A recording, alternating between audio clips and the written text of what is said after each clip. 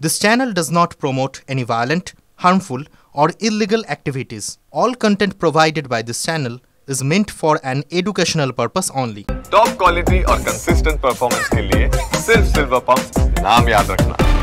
রবিবার প্রতিবাদ মিছিলে অংশ নেবেন অভিনেত্রী দেবলীনা দত্ত আর পরিচালক তথা অভিনেতা তথাগত মুখোপাধ্যায়।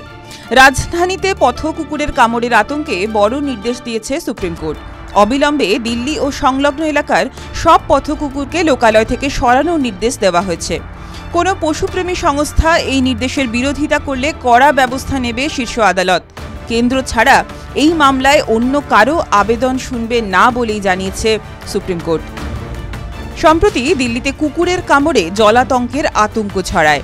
কুকুরের কামড়ে আহত হন বেশ কয়েকজন। আহতদের মধ্যে শিশু ও প্রবীণ নাগরিকের সংখ্যাই বেশি। সুপ্রিম কোর্টের বিচারপতি জে.বি. পারদিওয়ালা ও বিচারপতি আর মহাদেবন এই মামলা শোনেন এবং সমস্ত পথ কুকুরদের দিল্লি এনসিআর এলাকার আবাসিক অঞ্চল থেকে সরিয়ে নিয়ে যাওয়ার নির্দেশ দিয়েছেন। যদি কোনো সংগঠন বা প্রতিষ্ঠান বাধা দেয় তাহলে তাদের বিরুদ্ধে কঠোর পদক্ষেপ করা হবে বলেই হুঁশিয়ারি দিয়েছে শীর্ষ আদালত। জনস্বার্থে দ্রুত ব্যবস্থা নিতে হবে বলেই নির্দেশ সুপ্রিম কোর্টের। এই নিয়ে প্রতিবাদ শুরু হয়েছে দেশ জুড়ে। টলিপাড়ার বেশ কয়েকজন সেলিব্রিটি ক্ষোভে ফেটে পড়েছেন। এবার রাস্তায় নেমে প্রতিবাদ মিছিল করার সিদ্ধান্ত নিয়েছেন তারা। তথাগত মুখোপাধ্যায় আর দেবলীনা দত্ত একসময় বিবাহ বন্ধনে আবদ্ধ ছিলেন, তবে তাঁদের বিচ্ছেদ হয়ে যায় কিছুদিন আগেই।